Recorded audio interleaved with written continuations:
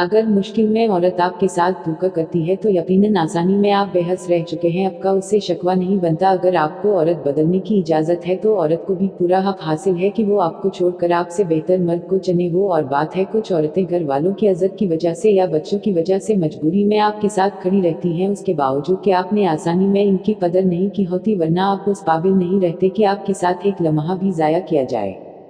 औरत मुश्किल में खुशी से इसी मर्द के साथ रहती है जिसने आसानी में इसकी कदर की होती है, वरना अगर इसकी कोई मजबूरी ना हो आपको मुश्किल में ऐसी लात मारती है कि आपके 14 तबक रोशन हो जाते हैं।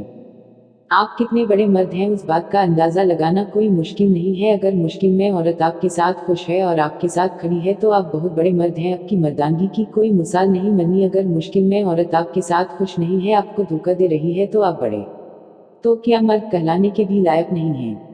कदर का पता आसानी में और मोहब्बत का पता मुश्किल में लगता है। जो आसानी में कदर करे मुश्किल में, वही मोहब्बत के वही साथ के लायक होते हैं। मेरा मर्द अक्सर आसानी में याशी करता है, अधर अधर मुंह मारता है, जब मुश्किल में आता है तो इसे अपनी औरत नजर आने लग जाती है जिसकी मौजूदगी में बाहर मुंह काला किया होता है। वो फिर भी आपको मुंह लगाए भी तो कैसे लगाए, खुद भी तो सोचो कि आपने खुद क्या किया होता है।